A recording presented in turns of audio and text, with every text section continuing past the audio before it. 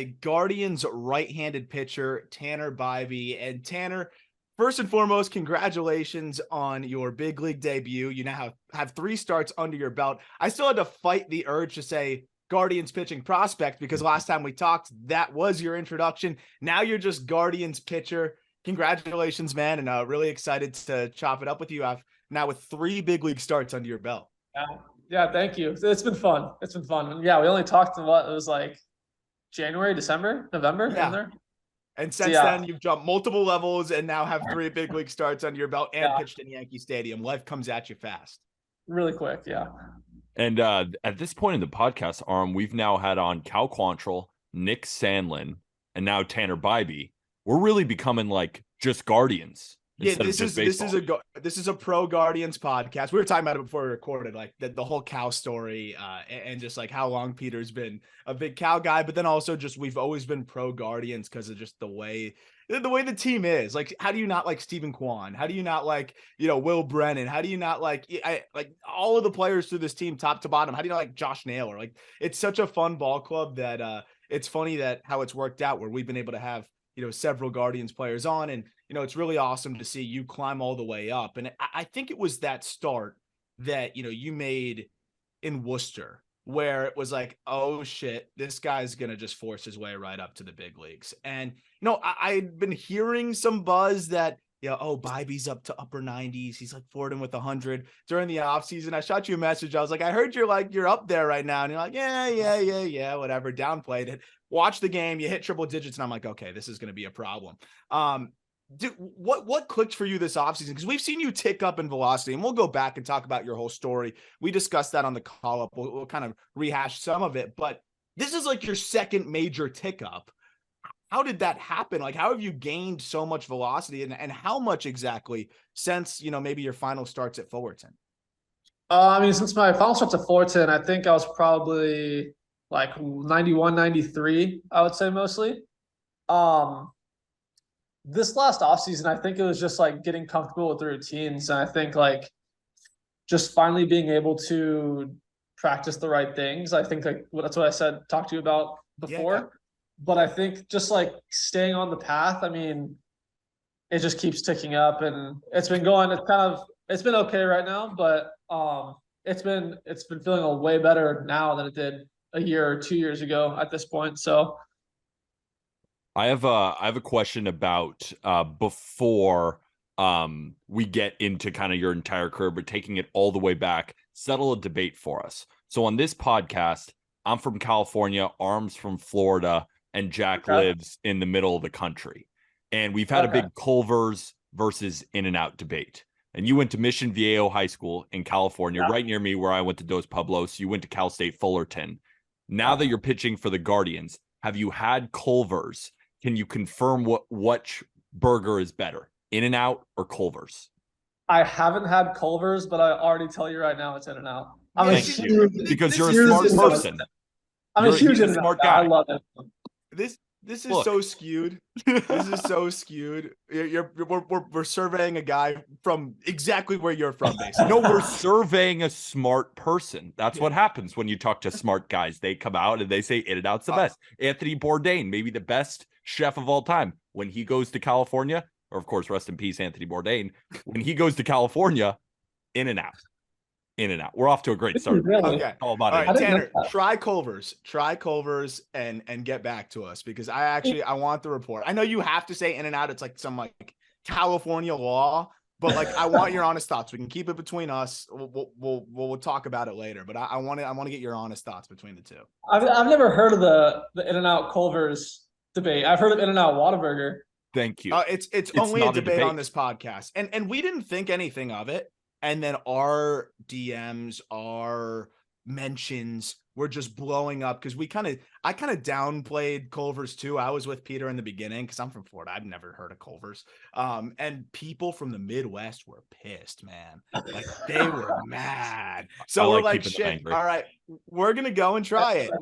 We were down for the World Baseball Classic, and apparently there was a Culvers in Florida. We drove like 30 minutes from my house. Went and tried it, did a review. I thought it was better than In-N-Out. Peter wouldn't admit it even if it was. Yeah. And Jack No, was because it pro wasn't. Culvers. It wasn't. That's like going So- outside and saying the sky is red. It's just an incorrect So thing to say. we'll need your review when you get back to us. But I bet a lot of Guardian fans will not be thrilled with the in and out over Culver's take. That's okay. We'll keep it That's between us. I'll stand strong with that one. What they will be thrilled about though is that big league debut, and then even the follow up after that. I mean, how strong you looked, how you were able to just kind of hit the ground running right away, and you know, obviously what you do on the mound is conducive to success at any level. Mix up several high quality offerings and throw strikes, but still there's something to be said about when you step onto the mound and across from you, because I can imagine you're looking at a lot of guys that you probably watched play Major League Baseball from the time you were 13, 14, 15. I'm thinking Charlie Blackmon, some of the other players that you probably saw across from you. How did you manage your emotions in that first start? Because I feel like everything's happened so quickly. We talk about that. We talked not that long ago, and it seemed like you were a couple steps away from the big leagues, and all of a sudden now, snap of the fingers, you're at the show. Yeah. How was that whole process for you? And, you know, can you kind of just take us through where you were at mentally as you towed that rubber? I mean, the first inning, I mean, there was a lot of emotions. Like our mental guy talked to us about like what's gonna happen when you make your debut, like why like you can't feel your legs, or like why you can't do this. And when I stepped on the mound, it was like so much stuff where it was just like I like could not feel my stomach.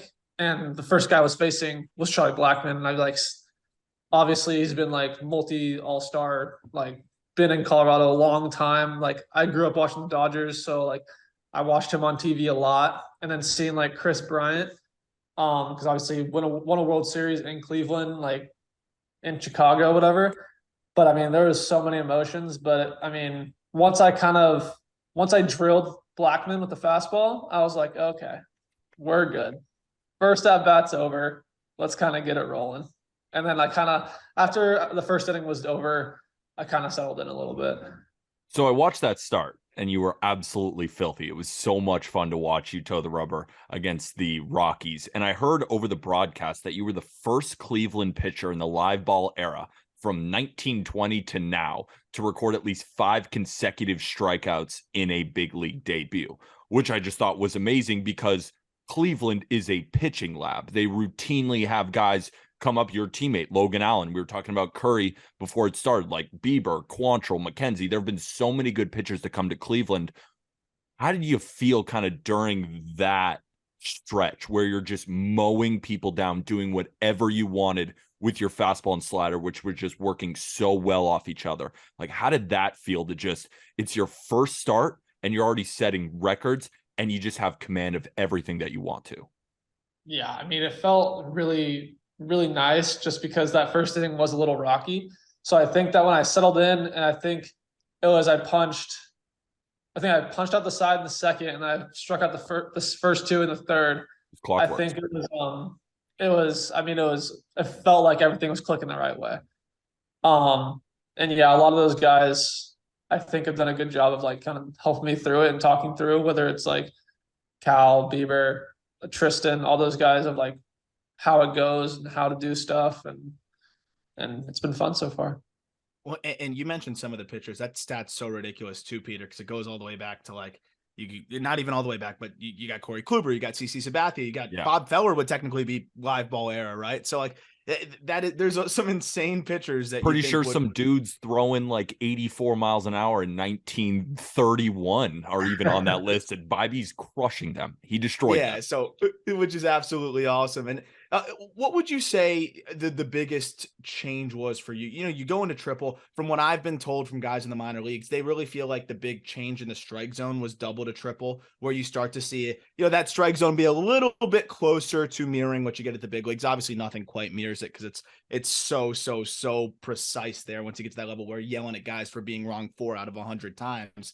But other than maybe the strike zone being a bit tighter, were you surprised maybe at the way, and again, you struck out so many guys in a row, but were you surprised at like maybe some of the takes that hitters had? Like, man, I made a good pitch there and he spit on that, or like you execute a pitch and a guy fouls it off and, you know, you're not used to somebody getting to that pitch. Like, was there anything that surprised you where you're like, okay, this is a different level here? Yeah, I mean, I think it wasn't the rocky start where I was kind of surprised at like the takes. Like they had a couple good takes where it's like a throw a good slider. It's like, oh wow, good take. But against the Yankees, I threw a couple of felt like really good sliders, and it just felt like it was like really easy take. And I was just like, Jesus, man, like at least like kind of offer at it. So it's like I know you like that's what you're looking for a little bit. But I think the approaches they really stick to their approach. They really don't deviate as much.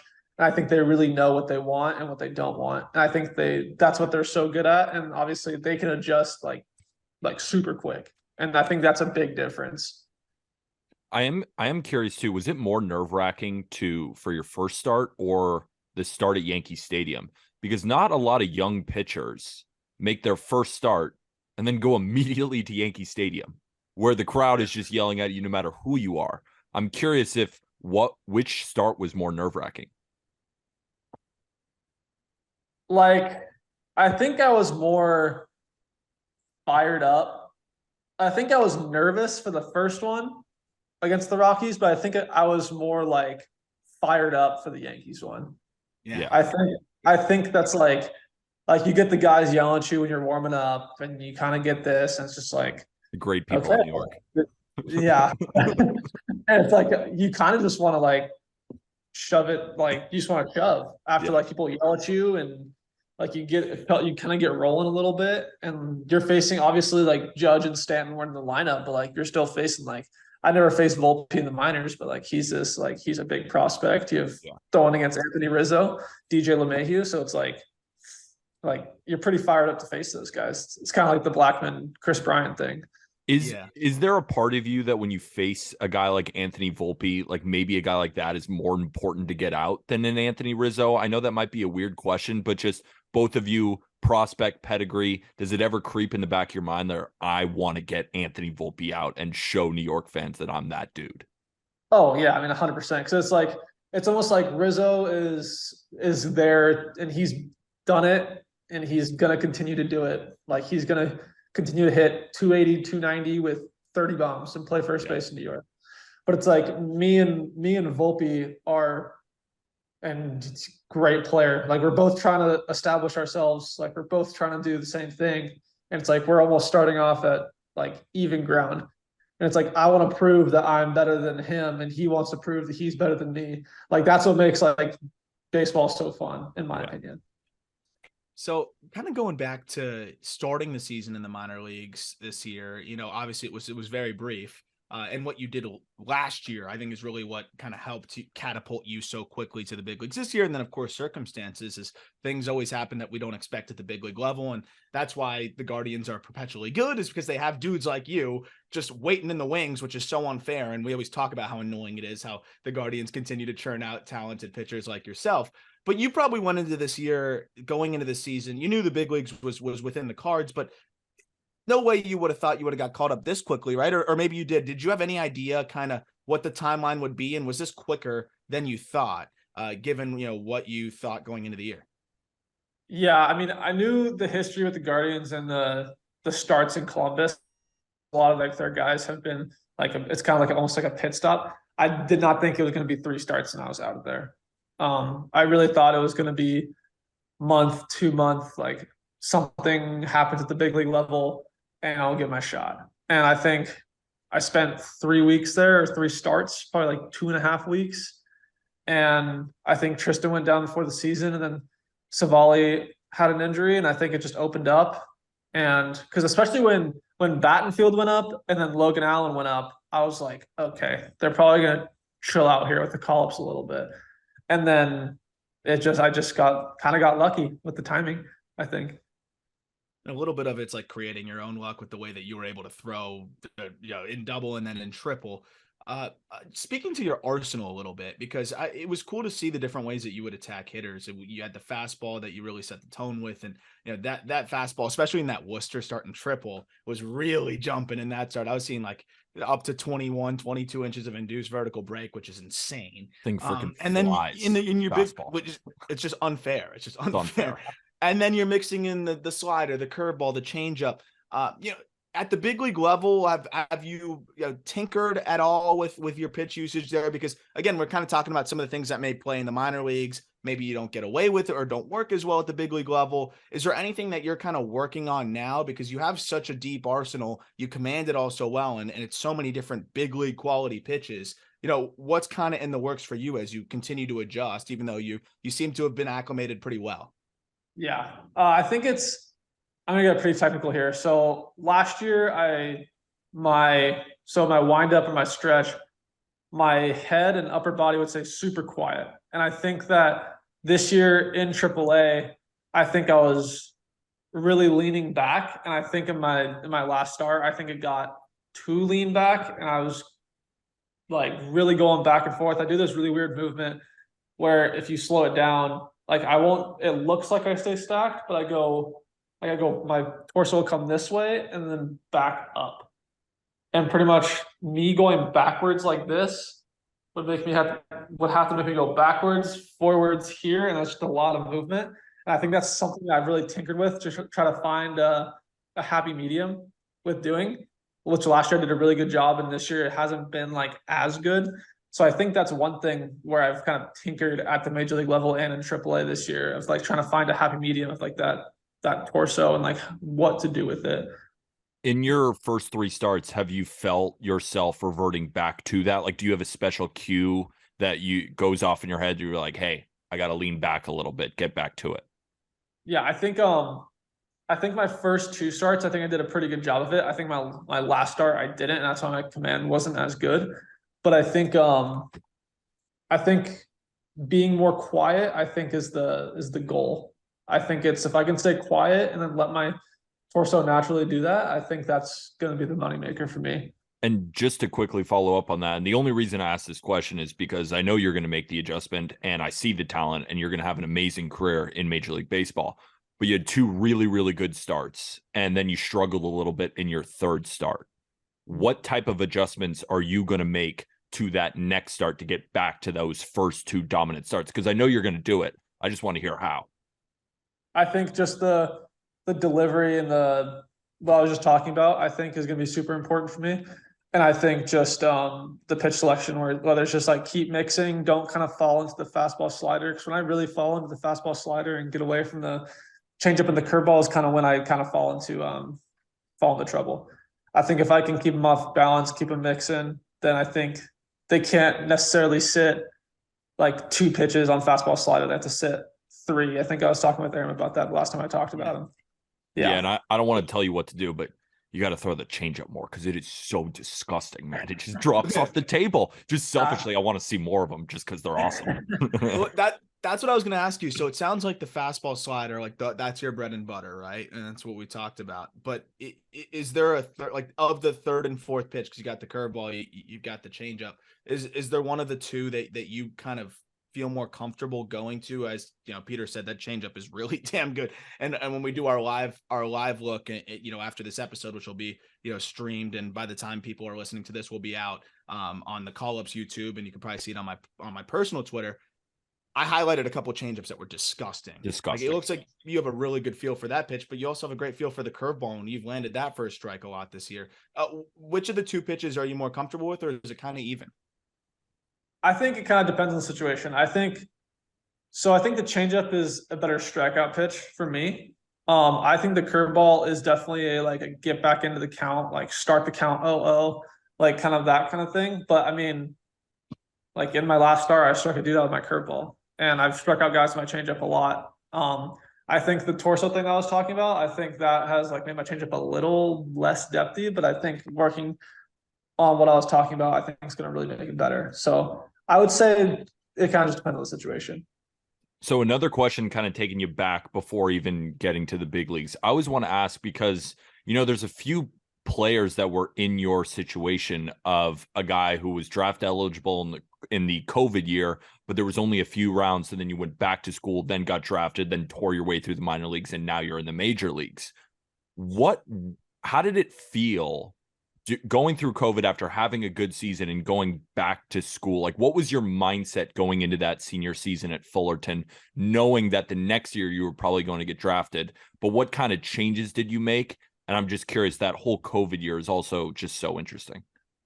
So pretty much when I didn't get drafted in 2020, I went up the drive line and they kind of pretty much just introduced me to weighted balls. And my two goals of that year were to throw harder and to win, like college wins. Try to get like the team, like try to get them as much as possible. Like we didn't do great that year as a team, but like I did throw harder, like a little harder than my last year. But I would say like when I didn't get drafted, I was pretty upset. So I wanted to go change something. And my agent was like it's just because you're not like throwing super hard. Because I was like 88, 91, like control guy, pitchability guy. And that was the one thing I was like, yeah. And but then I was yeah, and now I need to. Then I was like, at that time I was like, I need to change something. So I wanted to like kind of just take the bull by the horns and just kind of try to like get out of my comfort zone almost. And I assume as soon as you get into Guardians camp, like you're first drafted, you go straight into the minor leagues. They must have given you some tools in order to just increase that velo, because that's, we talk about that on the podcast all the time. The Guardians are in almost a tier of their own of grabbing guys who are good pitchers in college and then getting their stuff and then just shooting it up to make them elite starting pitchers in the big leagues. Like, what was that first instance where you're like, holy shit, I'm in the pitching lab? I think honestly, it wasn't anything super crazy, but I think it was just cleaning up my mechanics. Whether it was, I think the using my lower body, I think helped me like cleaning that up, helped me throw harder. And I think cleaning up my upper body helped the profile, whether it's like the ride, like the induced break you guys were talking about. And I mean, I think separating my two breaking balls, I think those two, I mean, it's just some things they tell you, like while you're throwing like a bullpen or catch, and they're like, why don't you just try this? And it's like, I would have never thought of that. And then it's just like, bang. It's like instant feedback. And players love instant feedback. So they're like, oh, wow, this works. I don't have to spend like 4 months, 6 months on trying to do this. Are you able to peel back the curtain slightly and give us one of those adjustments that they give you just for us who just want to know how to pitch, in case Aram and I I did pretty well in my softball game. Arm shot. There's no way. I was just rolling out my shoulder. Hey, you never know. We're in the prime of our careers. Labrum surgery, I'll never be the same. Unfortunately. No, but no, seriously. Yeah. I don't know. Can you answer that question? Are there any like specific cues or like little things that, that aren't Guardian secrets? Yeah. I mean, I think for me, like me coming in there, the fastball profile was super like dead zoney. So it's pretty much like when you see a batter like come back and like, oh, like flat fastball. Like that's what my fastball was. And pretty much my slider and curveball were the same pitch. So they kind of really blended together. One was just harder. So kind of just being able to, whether it's like getting more behind the baseball on the slider and the fastball, I think those were the two things, at least for me. I can't like blanket statements say like this, but that's what worked for me. Is there anyone that you like to model yourself after? Again, it's interesting because like, what you were at Fullerton is very different from who you are now as a pitcher. So maybe who you modeled yourself after then is different than who you like to, look at now. But it seems like a lot of the pitching prospects I've talked to, they all have that like prototype that they like to look towards. Obviously, you're not imitating them, but you're taking some things here and there because it's a proven successful prototype. Did you have that prototype, before or now or on the way, that you kind of like to draw some inspiration from? Early in college, I really liked watching Greinke just because it was super just like, I mean, you guys have seen him. It's just crazy. It's nuts. Like what he does, he's a psychopath on the mound. Yeah. Like he's like a super villain. And then, but now I would say, I mean, the two guys the last couple of years I've liked to really watch is Glasnow and Buehler. I think those two are the guys I like to like, just like the way they pitch, the way they act, everything they do. I just really like it. Yeah, it's been awesome. We have Walker Buehler as a weekly guest on our podcast. He comes on every Monday and he breaks down the game so well, as you do too. Like, it's just so much fun talking to not only pitchers who know how to get outs, but have kind of been through the ringer and then have just been learning the entire way and then can just talk to our audience about that. It's really cool. I'm also really curious too, because you've been up now for a couple of weeks and you have expectations about your team, right? You know that J-Ram is going to be really, really good. But was there anyone when you've come up so far for the Guardians that you've been kind of blown away by their talent that you didn't necessarily think of when you got called up? Honestly, I'd probably say Gabriel Arias. Huh. Wow. Like he is. I mean, he has probably one of the best arms I'd ever seen. Hmm. He hits the ball hard too. I don't think people realize how hard he hits the ball.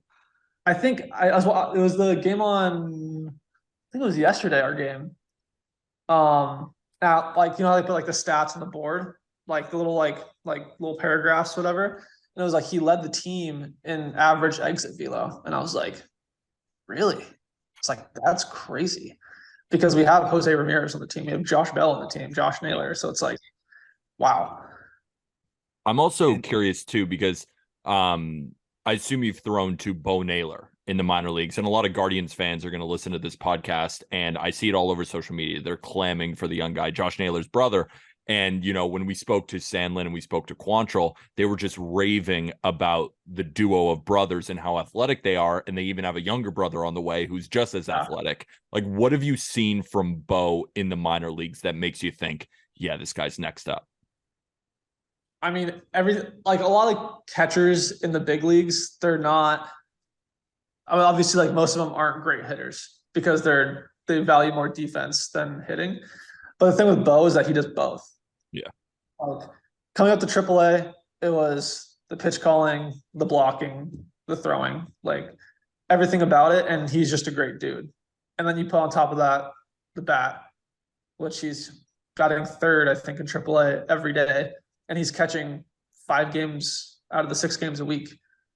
Like everything he's doing is crazy. Like catching 5 games out of 6 games in a week is crazy. I throw once and my body's destroyed. I was sore after my slow pitch softball game. Yeah. And he stole 20 bags last year too, I believe, which is even more absurd. Like it's insane. I wanted to ask you too, like even in AAA and just kind of being a part of this system from top to bottom that is so talented. One of the last questions I'll ask you is just, you know, when you're surrounded by this level of talent, like how does that elevate your, you know, efforts? And I mean, I know you're a hard worker, period, but kind of just elevate your game. I just watched Gavin Williams the other day. Oh, wow, like holy crap, that's the next guy in line. Again, it's really annoying what you guys do, but he was spectacular. He's touching 101. His slider was gross. Similar pitch mix to you, honestly. Maybe doesn't go to the changeup as much, but it's just like you look at each of the different pitches and you're like, he can go to any pitch and any count. This isn't fair. What is it like kind of being surrounded by those guys? Now you're surrounded by a very talented big league team on the way up and everything. Did you feel like that kind of elevated your game a little bit? Yeah, I think the one thing that kind of separates those guys from the guys in the minors is just like how smart they are. Mm-hmm. Like talking to like Tristan, Cal, and Shane about like how they pitch and got to be like, so cool to talk to Shane. Their thought process, it's crazy because you don't realize like how much thought they're having to try and like get outs. Like I think Cal was talking to me and Logan about there's like 3 things you want a starter to do. Like you want to go longer than him. Like you want to go more innings. You don't want to give up the first run, and you want to win. And like the way he thought it, like he said that, I was like, wow, like I never thought about it that way. And I really liked it. And I think that's what he does too. Like it's what that's what Peter can speak to. He wins ball games. I love his mindset. When he came onto the show, like you see the poster behind me? That's Cal, because that's a winner behind me. Like any dude, like you put him in the game, like it was so cool breaking down the games with him because he would just say, like, my only goal is to win the game. Like you talk to a lot of pitchers and, you know, they have this, you know, specific way of doing things, but on his mind, it's winning. And that feels like it's a clubhouse wide thing with you guys. And that's why it's so much fun to watch Guardians games, because you guys play as a team. It doesn't seem like a bunch of individuals on the field trying to get theirs. You guys have one goal, and that's to win. And it's so much fun to watch. Yeah. No, yeah. The culture there is unbelievable. I mean, again, with Cal, I think his last 2 starts, I think he's thrown 7 and 8 innings. He took the no-hitter into the 6th or the 7th or something like that. And I think his first or second inning, I think it was like he kind of walked the bases loaded, or like walk, hit by pitch or something. And then he went like pop up double play. And it That was man's like an escape artist. I've never Magician. seen anything like that. He's a magician. I was like, that is Magician. unbelievable. And it was just looked so easy. It Yeah. was like it didn't phase him. That was the one thing that I was super impressed about. It was like didn't look like anything phased him. Bulldog. I've Last- one more question. Oh yeah, too. yeah. So I have one more too. So Yeah. you want to go ahead, Pete? So this is something that I meant to ask at the beginning, and I think you kind of already answered this, but I've noticed from your starts you have stay verti itched on your glove. Is that what you mean by staying vertical? Like when you were talking about like kind of moving your body back and staying level, is that what it means? Because before talking to you, I thought it means like just the vertical life on your fastball, just throw fuzz. That's what I thought it meant because the fastball is so electric. Is that what it means? Yeah, it's the induced, like, because my fastball used to be so bad and I couldn't get outs with it. And then if my fastball's flat, I'm not gonna get outs. If my fastball's verti, then gonna punch people out. That's so electric. I love that. That is sick. That is sick. I actually really like that. We got to make shirts for that. Yeah. Seriously, stay verti. Last question for me is, other than 20 inches of induced vertical break, we talk about winning. What's a personal goal for you for this year? Obviously it's stay and succeed, but beyond that, do you have any personal goals as you kind of embark on this first full pro season or big league season, excuse me? Yeah, I think obviously staying healthy and not missing a start, I think is super important. I think the Guardians value that a lot, and I do too, just because you don't want to be injured, obviously. And I think last year when we were in high A, a big our group of starters in high A, it was a guy who went to Sandlin's high school college, Southern Miss. His name's Hunter Stanley, and he would always talk about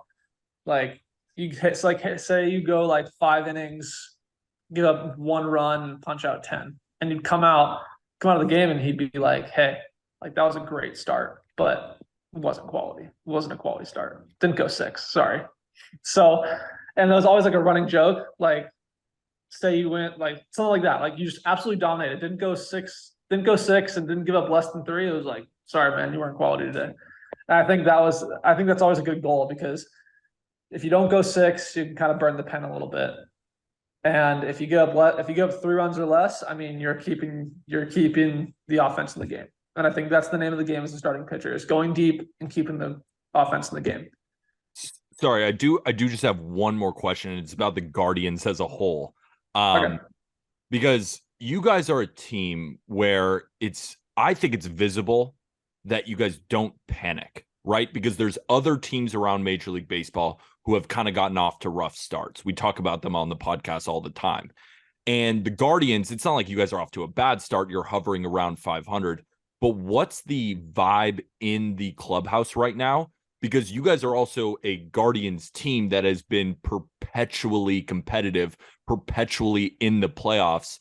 And to go through a little bit of a rough start early, how is the atmosphere in the Guardians clubhouse right now? Honestly, I mean, I couldn't tell a difference from day one I was there to now. I could say that.